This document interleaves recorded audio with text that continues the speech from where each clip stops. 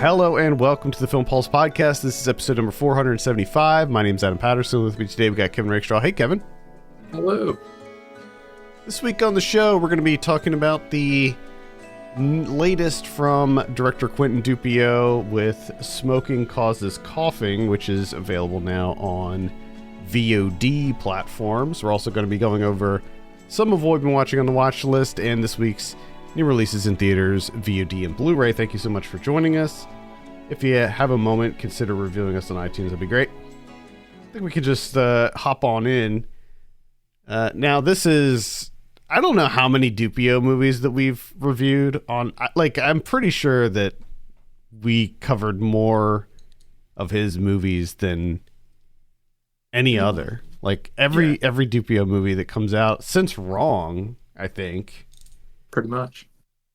There were a couple here and there. I think we didn't really talk about Wrong Cops. I think I talked about it. We didn't do a full review. But there were like a couple, maybe one or two others. But yeah, for the most part, he's a mainstay of this show.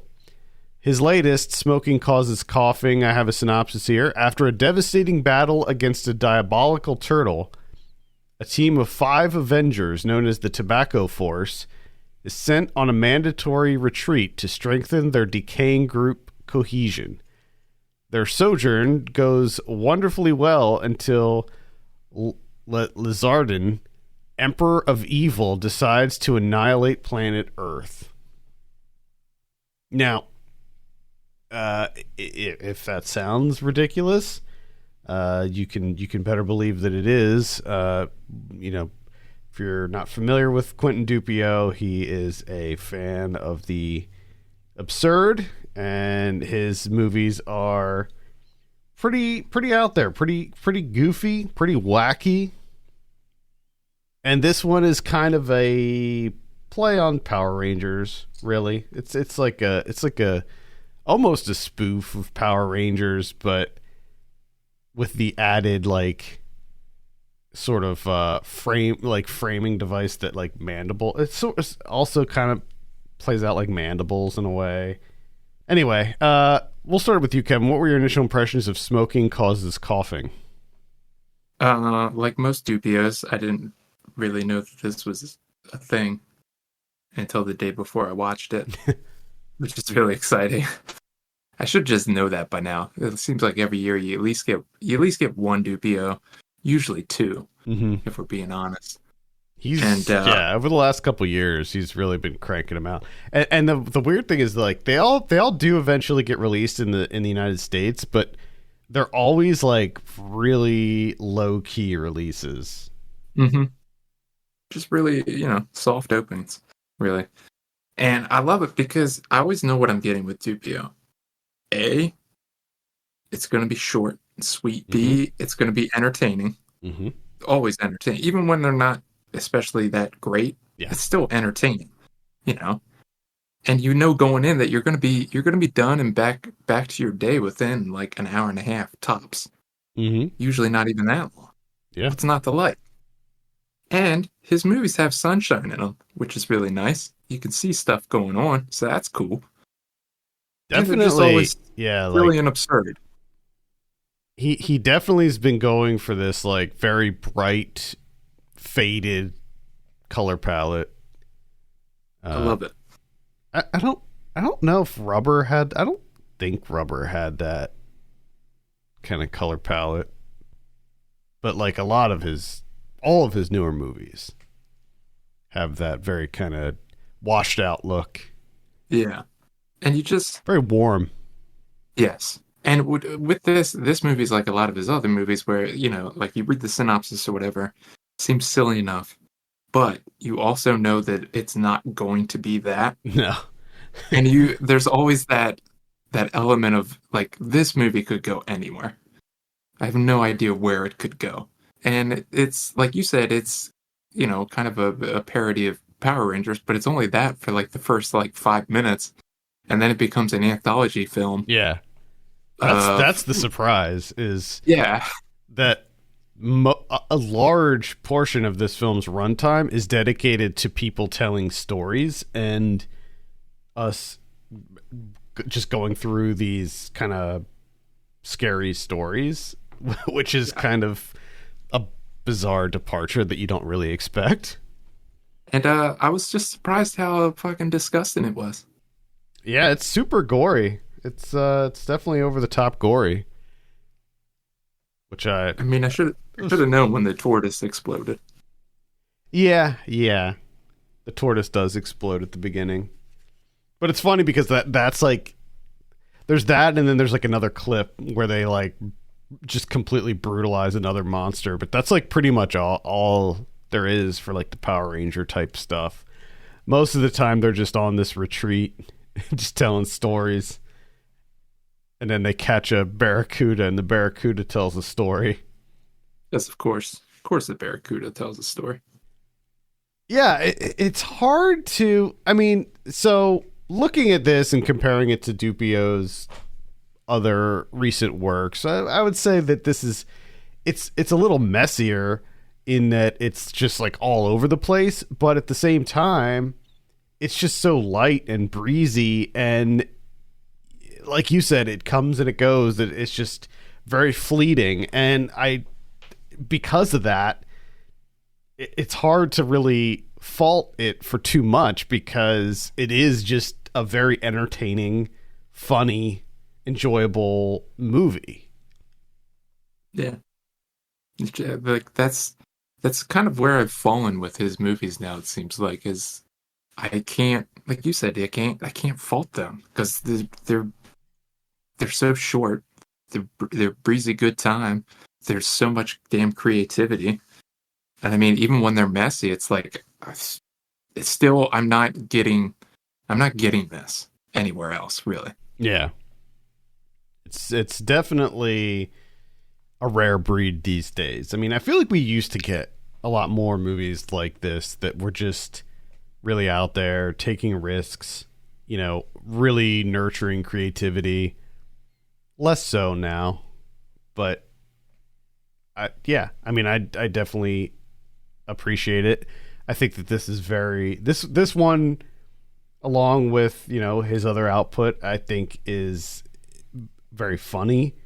I wasn't like laughing hysterically or anything throughout this, but it is definitely the kind of humor that I like.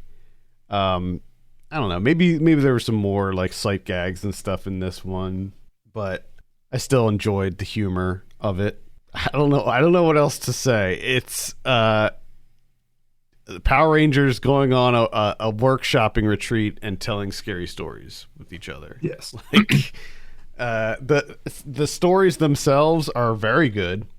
It's almost as if Dupieux had these short stories like floating around in his head and was like looking for a way to kind of frame them, and just figured this thing out. Like, oh, it'd be funny if Power Rangers were on like a corporate team building retreat and they're telling these stories, because like the stories themselves are they don't really have anything to do with the movie, like the general plot of the movie, but they're still like really good on their own. Like the helmet one and the wood chipper one, like they're great. They're very bite-sized, but also very entertaining. I also love just the worlds that he creates and how people react within them, like the wood chipper story, to be exact. And how the ant is like trying to get like one of the other guys to do the work, and he's like, absolutely not. This is your fault. You have to fix it. My guys aren't getting involved. And it kept getting worse and worse and worse.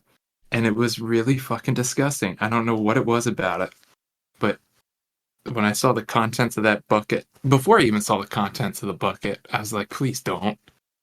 I don't want to do this. Yeah, it was pretty gross. And there's something about just what was it, the chief DDA, and he's like a rat, I guess. And he's like constantly drooling. Yeah, it's like that green goo just constantly pouring out of his mouth. It's just fucking disgusting. I like that that they're robots, so they have a helper robot that helps them on each mission, and it's programmed to kill itself after the mission is over. And they look over, and they're like, "Oh, there's something wrong with the robot," and they pan over, and he's just sitting at the end of a dock, and then just rolls into the dock or into the water, and just never emerges. I also like how excited they were about the retreat, like the building that they were staying in, and they were really excited about the titanium beds, which looked like the most awful things ever. And the random, they had a supermarket with like a live-in full-time attendant. I mean, it's stuff like that. It's just everything, like every aspect of his movies is an opportunity for the creativity in the sense of like just tweaking it a little bit to make it potentially something that you've never seen before. So that's what I mean. Like, it's always exciting going into these because it's like any aspect of this could be just completely absurd, and I have no idea where it could go at any moment. Absolutely. Like, he is not a predictable director, that's for sure. And I'm sure that we've said these exact words with his last movie. Now, where does this stack up against his, I guess, his filmography for you? Like, is this where would this be? This is a lesser work for me, but I enjoyed it more than the last one, The Incredible But True. Same, yeah. I enjoyed this a lot more than that. But for me, still, Keep an Eye Out and Deerskin are like that's the top of the top. Yeah, for me, definitely Deerskin, top of the top. I liked Mandibles a lot too. I enjoyed Mandibles and Reality. I was a big fan of those too. I remember liking Reality a lot, but I don't remember major chunks of that one. I kind of feel like going back to that one, revisiting. But I do remember liking it a lot. Yeah, I think that Deerskin is still my favorite of his so far, but man, like, I think he's definitely hit his stride over the years, and his output has just been really impressive. Like, he's just cranking them out like it's nothing. And Reality is on Tubi, so if you want to catch up with that one, go ahead and get loaded up on Tubi. It looks like Incredible But True is on the Arrow streaming service. Okay. Mandibles is on Hulu. Man, you have a whole fucking weekend. There's your Easter weekend, everybody. Everybody from Mandibles was in this movie too. Yeah. It seems like he's starting to have regulars now. And a bunch of people, I don't know if not everybody from Keep an Eye Out. Well, maybe. A lot of people from Keep an Eye Out were in this one also. God, that movie is just so fucking good. Such a ridiculous movie. Yeah. All right, so that is Smoking Causes Coughing. I would say if you're a fan of Dupieux and absurdist comedies, absolutely check this out. If you're not into absurdist comedies, I don't know. I still almost think that it would still be fun to watch. I just want to ask why. Why aren't you? Yeah, I still think it'd be fun to watch. Yeah, I also feel like though at this point in time, unless you're like a teenager, you should know whether Dupieux's for you or not. Yeah. Unless you're just getting into movies and you haven't seen Dupieux yet. But I also feel like if you have been into movies and you haven't watched Dupieux yet, it's probably because it just doesn't seem like that would be your thing. Yeah. So this isn't where you would start, obviously. No, I think you'd want to start with maybe something a little bit more grounded. But if you're into Dupieux, celebrate because we have another one. Yeah. Yeah, this one is it's definitely on par with what you would expect from him. So let's go ahead and give it a score. What are you going to give it out of 10? I give it a solid 7. I'm also sitting at a 7. I believe that Incredible But True was like a 6 or 6 or 6.5 for me. And I thought that this one was more engaging and just more fun than Incredible But True. Yes. And like in some ways, the helmet story in this felt similar to me, and it's like they got the same amount done in like 5 minutes, you know? Yes. Like with Incredible But True, it's like obviously not the exact same, but like it's about people who find a mysterious object in their house, and I don't know. I found the helmet one to be just more fun. Yeah, and I just love that it took all but like 1 minute of isolated thinking. Yep. To be like, I hate everyone. Everybody's just better off dead. All right. Again, that is available now on VOD platforms. So check it out there. It's also playing in limited release. Let's talk about some of what I've been watching. I believe that it is my turn this week. We took 1 or 2 weeks off. I don't even know. I feel like it's been forever, but I saw a lot of stuff. So I'll try to truncate it down. I'll start with the newest things. I saw Dungeons and Dragons Honor Among Thieves. This is directed by John Francis Daly and Jonathan M. Goldstein. If you're not familiar with them, they did Game Night. So interestingly, if you liked Game Night, I think you're gonna like Dungeons and Dragons, because the level of comedy is on this. It's pretty much there.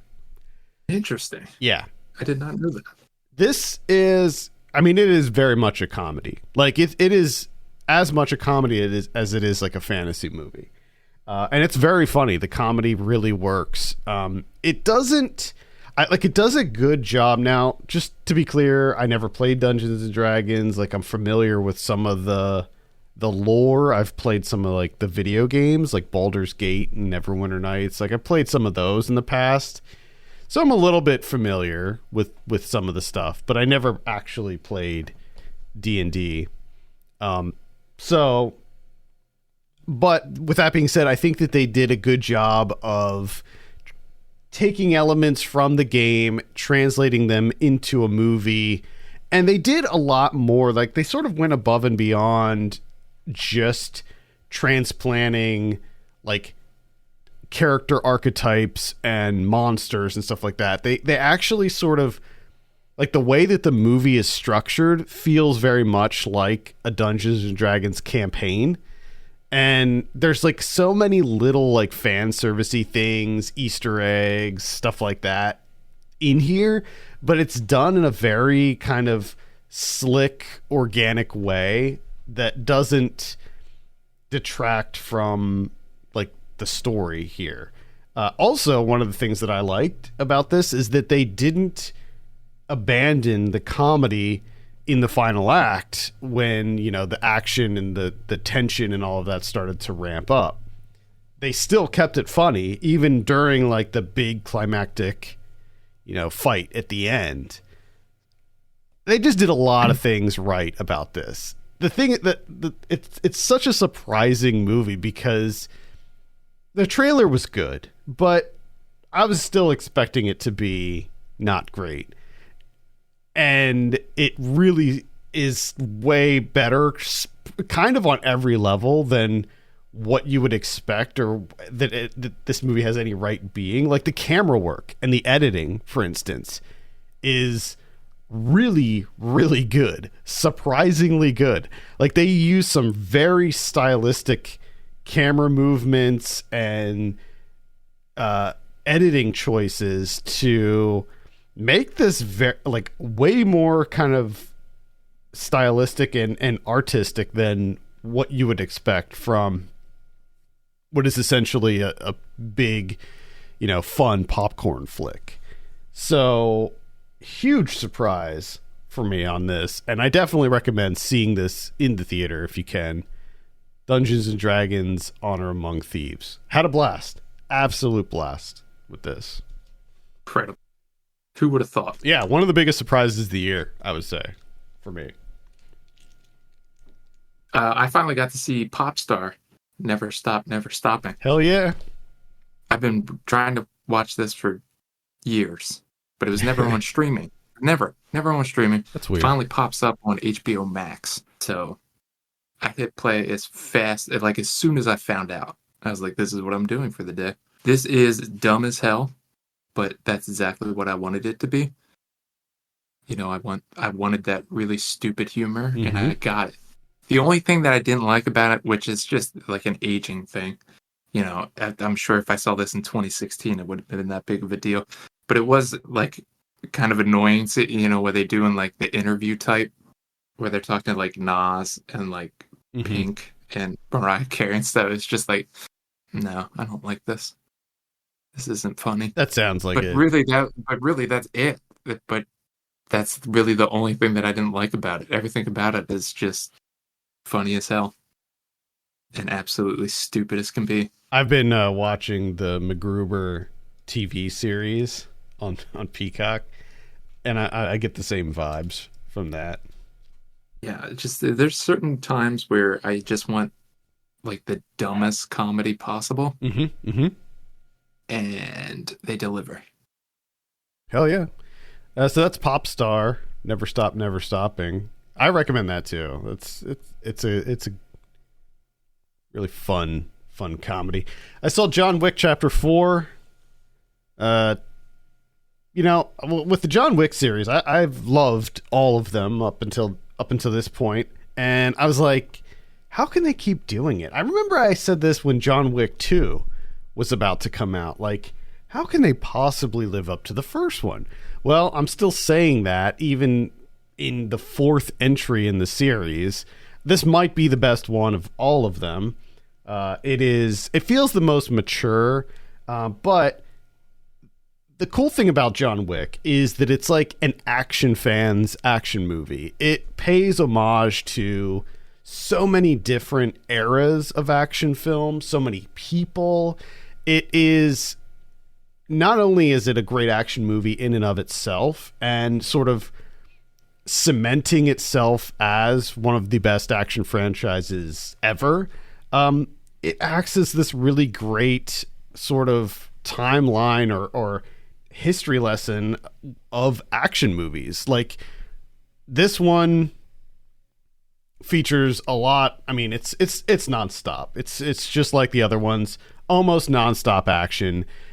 This one has Donnie Yen in it as like one of the big adversaries.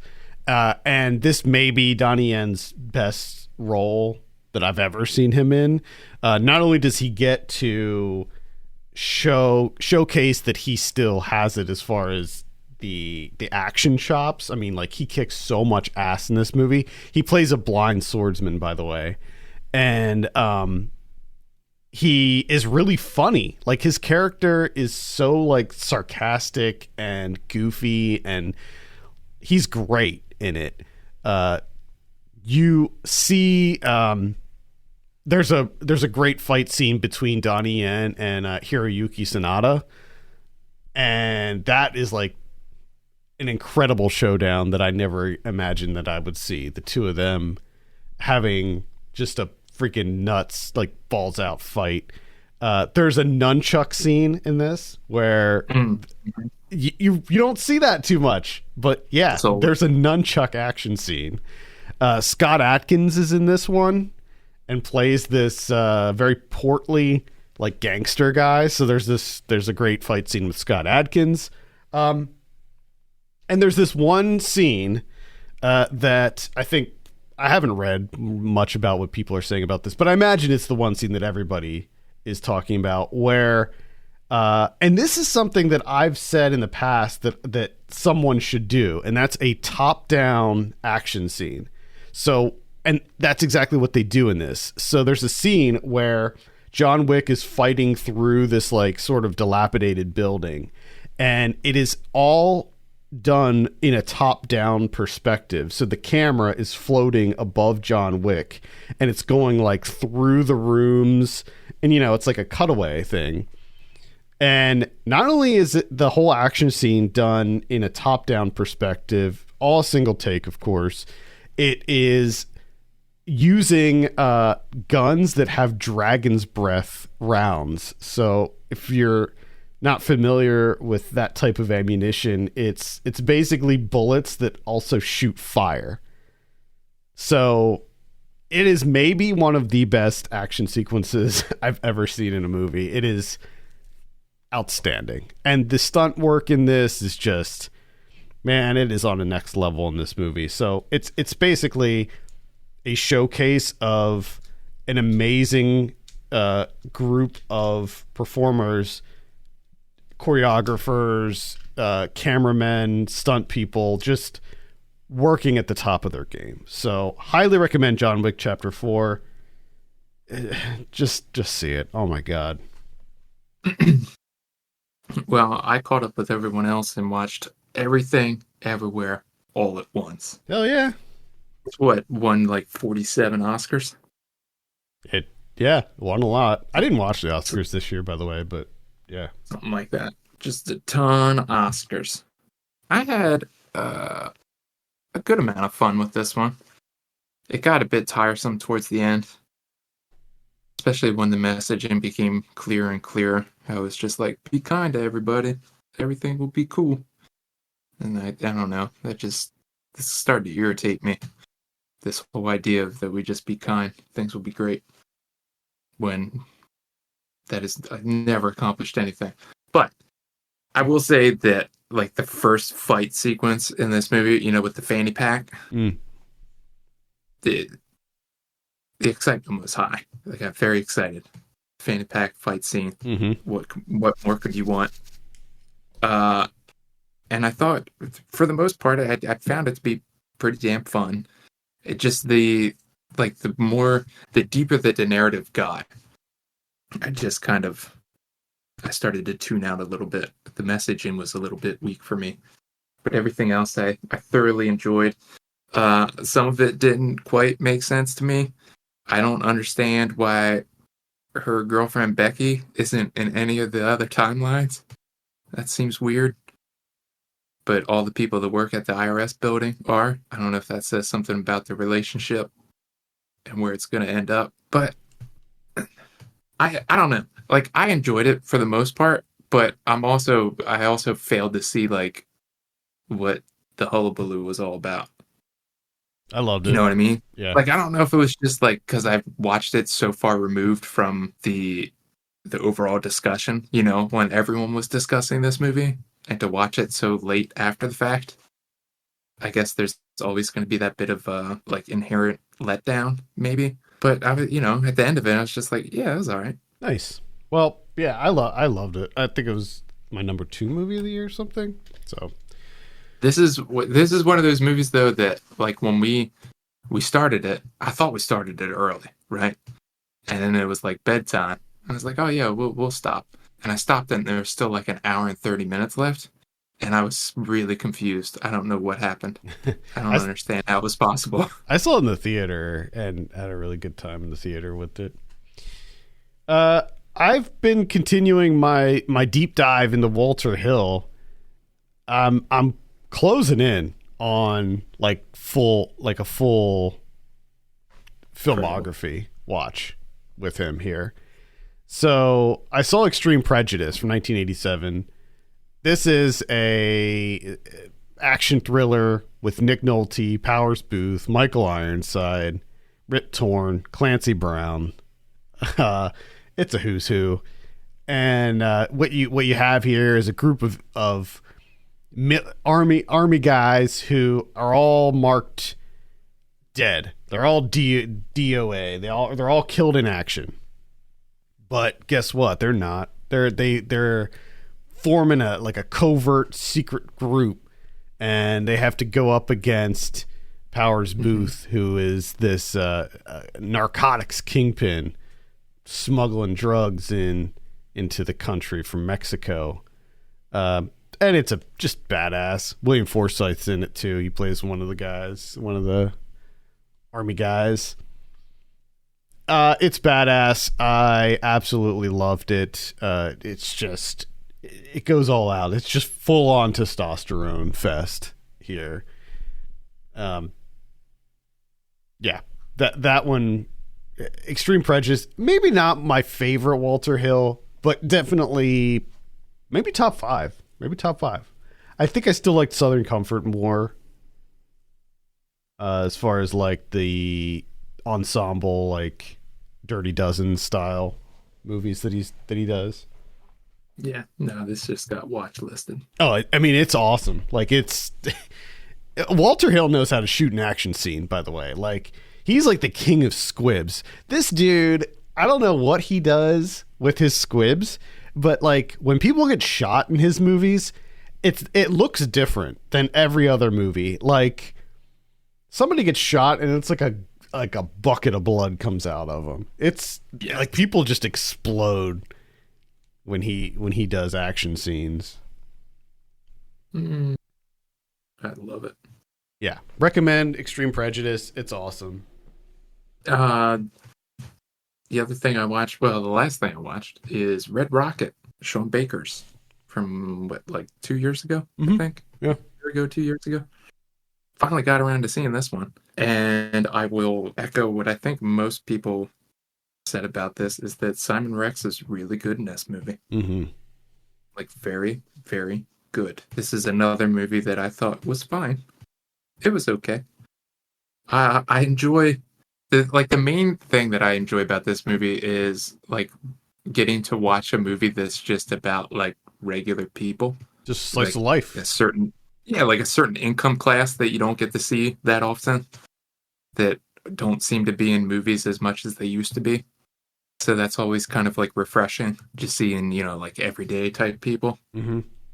The only thing the only knock that I had against this really is that early on, I thought I was really into it because it seemed like Simon Rex's character had some like complexity to him. He's a bad guy, but there seemed like there was something there, and then there's a certain thing is introduced in the narrative of this movie, and you're just like, well, okay, he's not complex at all. He's just a fucking dirtbag.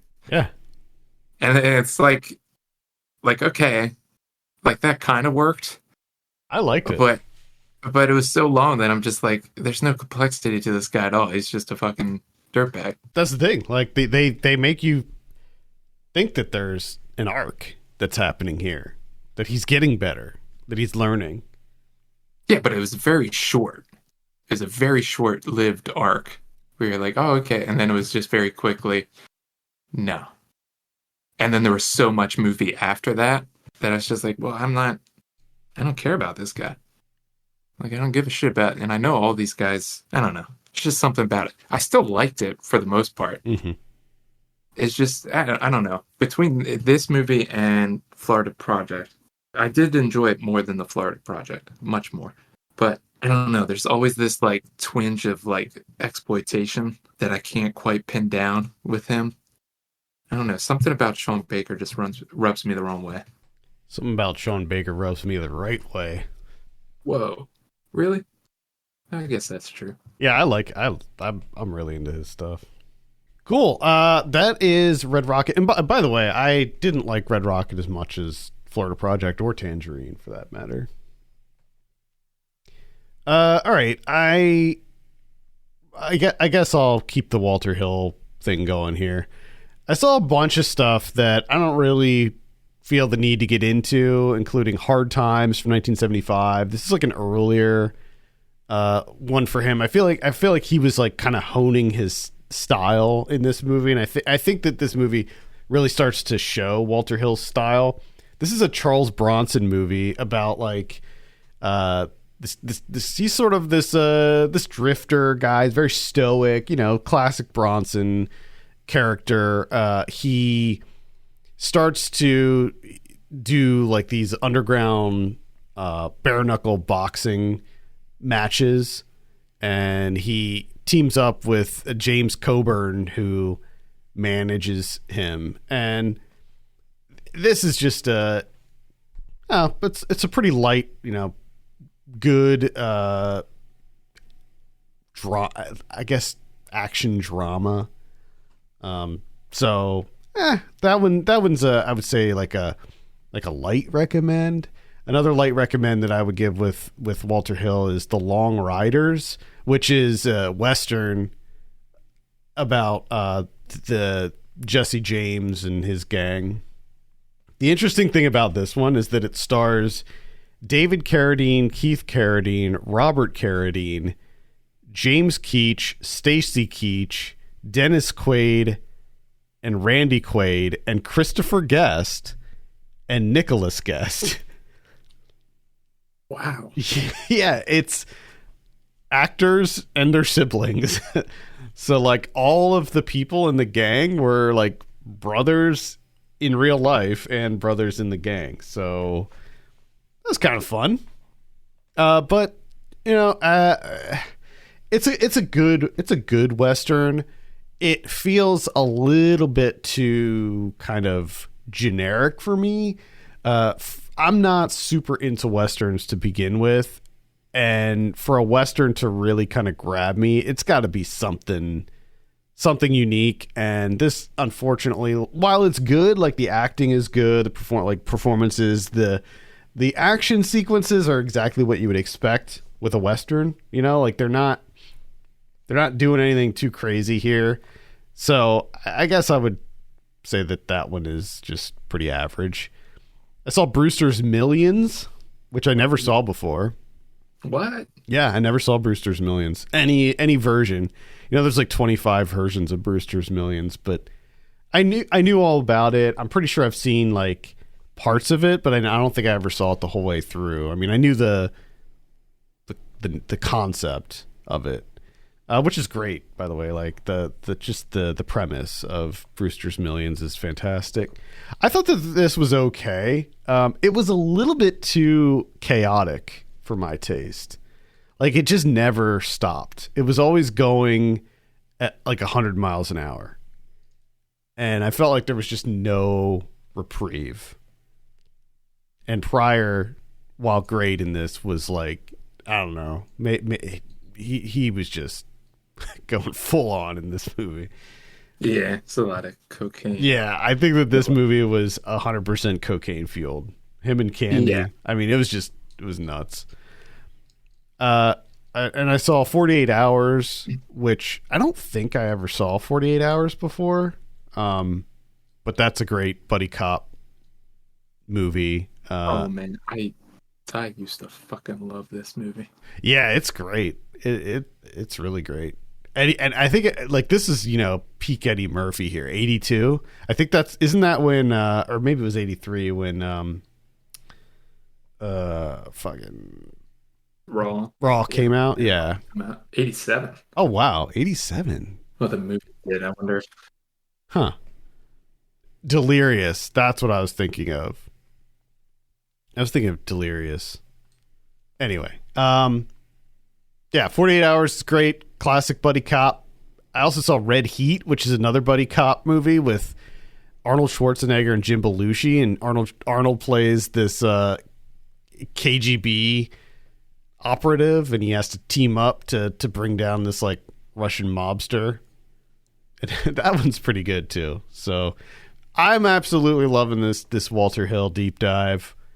I'm almost done, which is kind of sad, but I got like I'd say you can't have that much left. No, I have like maybe 3 more that are on my list. I have Undisputed from 2002 with Wesley Snipes. I have Trespass from 1992 with Ice-T, and I think Ice Cube is in that too.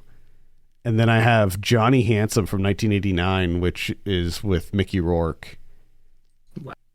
So we'll see how all those go. But yeah, those will be my final 3. Now there'll still be a couple things like Supernova and Crossroads and a couple Westerns in there that I'm just really not interested in. And also, I don't know if I'm going to watch some of his new movies. Like he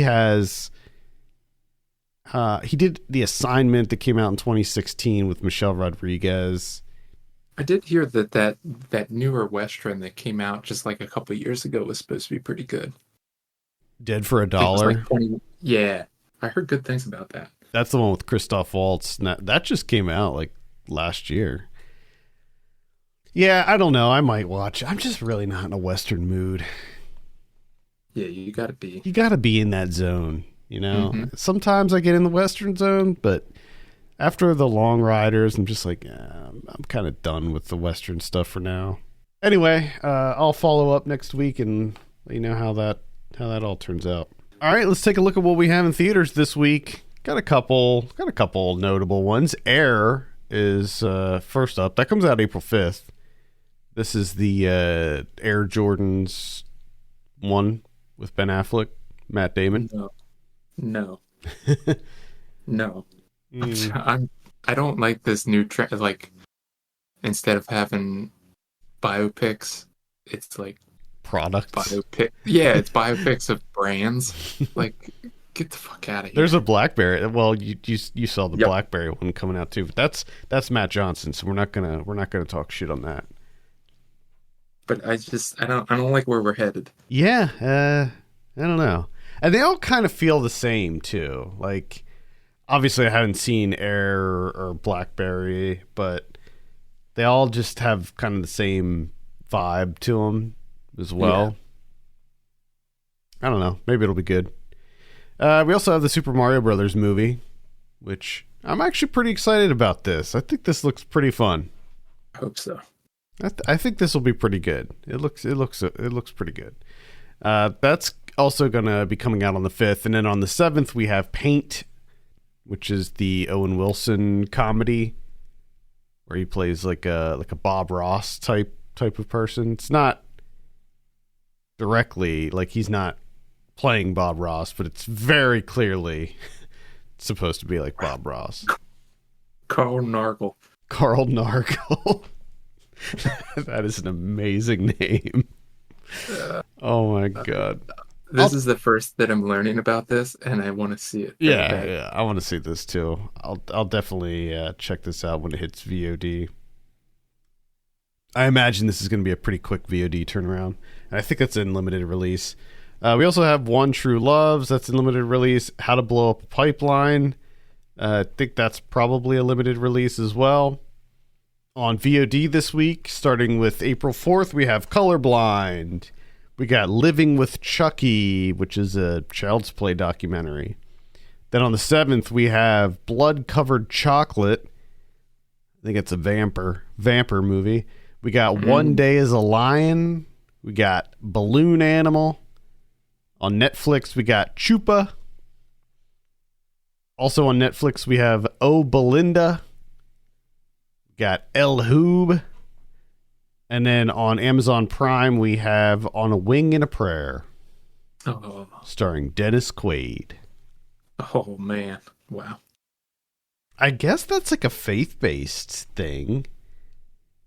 Which is kind of weird that Amazon would be putting out something that is... Oh, no. Their pilot dies unexpectedly.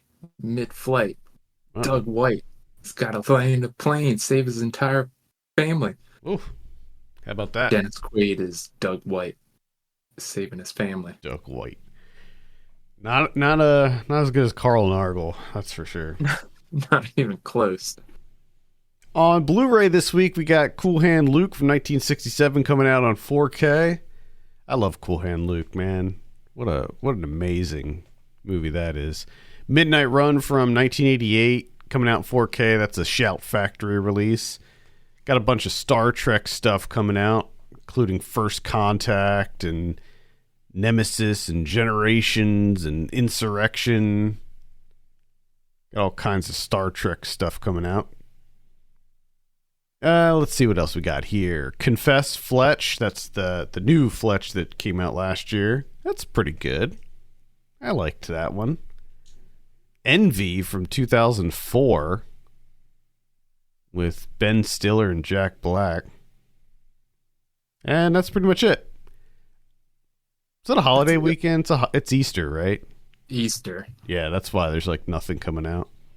Easter. I assume that there's no... Are there Criterions?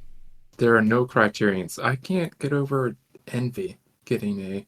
Envy. I forgot all about this movie. Yeah, I never saw it. Well, I don't think I saw it. I might have seen parts of it on TV. Yeah. But I always remember seeing the cover at the video store and being like, what the hell is that movie? Because I think it was one of those movies that was like made way, way, way before it actually came out. And like it just had like a very quiet kind of straight to video release. Yeah, I mean, this movie is. I don't know if I've seen the entire thing because it was that bad. Yeah, I think I did see parts of it on TV. An atrocious movie. All right, well, I think that's going to be it for this week. Thank you so much for listening. You can send us your questions and topics to podcast@filmpulse.net. You can follow us on Twitter @FilmPulseNet and @FilmPulseKevin. If you have a minute, consider reviewing us on iTunes. That'd be great. For Kevin Rakestraw, my name's Adam Patterson. We'll see you next week.